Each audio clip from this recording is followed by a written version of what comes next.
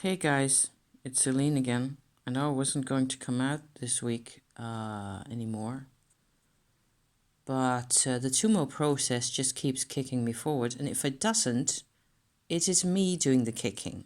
I feel at the moment like I am constantly kicking my own butt here, which looks really funny and occasionally actually even hurts. So, cards to the rescue. Um, I ran into another ice wall experience in my Tumo Pro procedure practice this morning, where I just tend to relax and have the Tumo come up and do things, etc. And I was trying to get closer or get into my inner child experience a bit more, where I've been doing all sorts of types of practices, I suppose, in particular my left hand drawing, which has actually been really beneficial. I suppose what I want is I want to sort of morph into, preferably without any pain and trouble and problems, I want to morph into the self I should have had without all the, all the travails, all the history, all the trauma, the other people. I don't want to be bothered by all the trauma all the time, but I don't do anything except just bug myself about the trauma. So, a girl's got to make up her mind. I don't know. I suppose it's kind of funny in a weird way.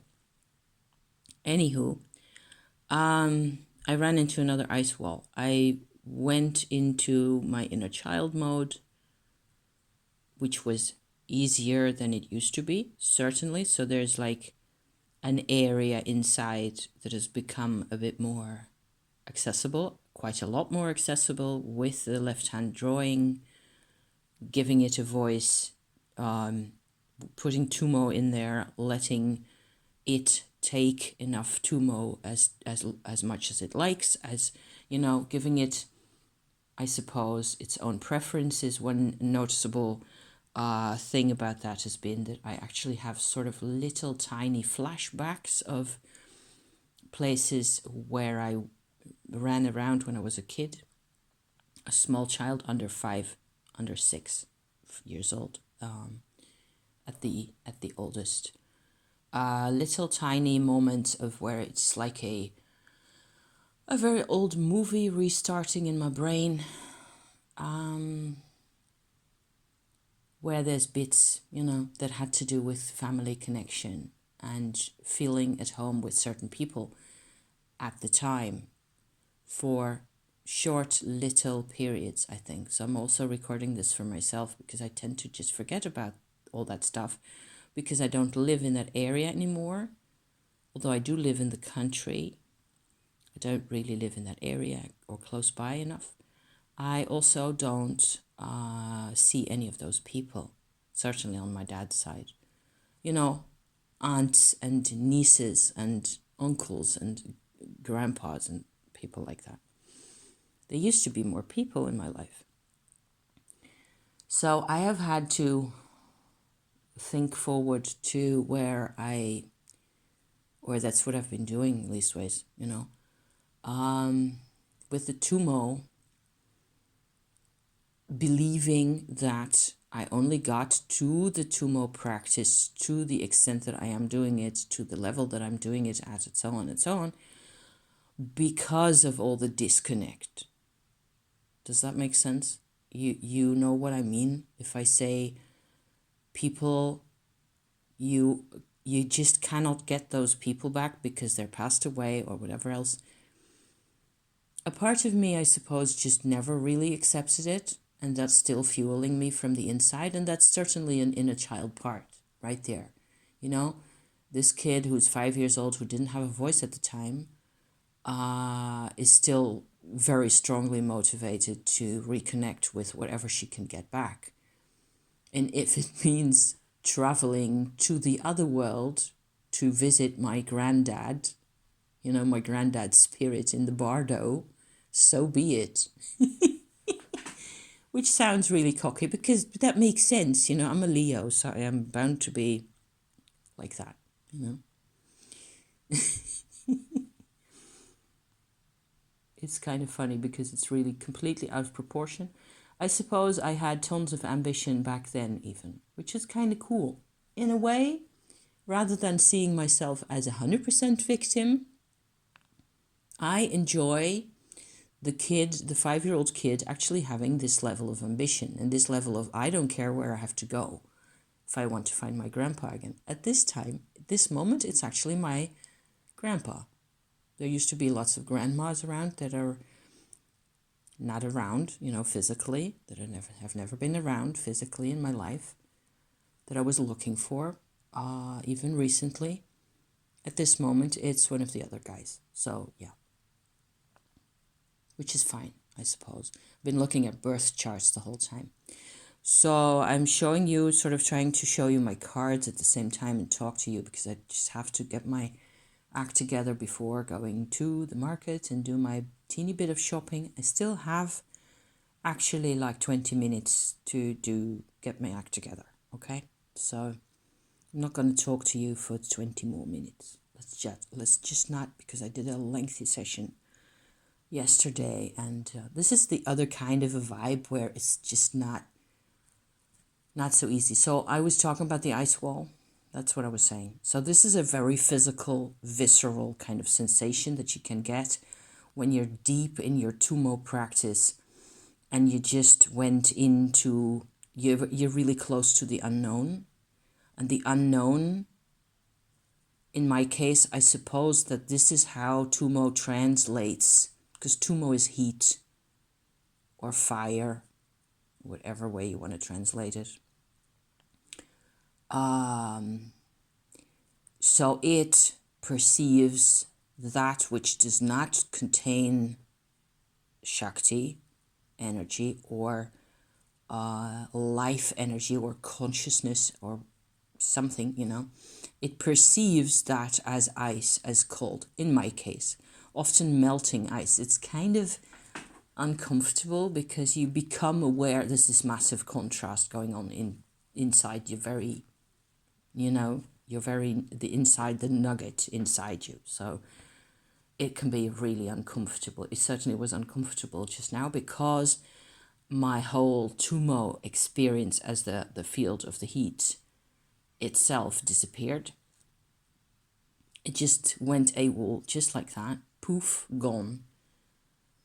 And I suppose what I felt was that in the experience of the ice wall, there's a sense of deep unsafety there, and what happens is my root chakra closes down nearly completely. So then the Shakti is actually, it's going minimal in my body, right? So yeah. So it took me about half an hour or 40 minutes or so to get an inkling back of the Shakti, to get it back online, so to speak, where at least I know it actually was helpful to have a bit of Vajra Yogini mantra imagery, mantras and imagery on YouTube passing by and so on and so forth. So I was doing that, and I was getting I'm getting a headache also, so there's a sign of conflict right there. I am having conflict between this energy work person who can just do all these things somehow, no matter how really, and the other guy who just doesn't seem to, who wants to have an identity and relationships and connection. I've been talking about this before a couple of times. So yesterday I actually made a puppet. I'm going to show you my puppet, and then I will show you my cards, and then we will just call it a day again. I made this little guy, and he's coming along to Amsterdam. He, she, whatever. I was wrestling with the actual sewing of this for at least an hour, but I managed to get him together. He's filled up with my cypress and cinnamon incense. It has witch's powder in there as well, and there's a piece of flycap mushroom for, you know, the desire for sovereignty. That's what that represents. And it has 13 turquoise beads sitting around its neck, at least at the front side.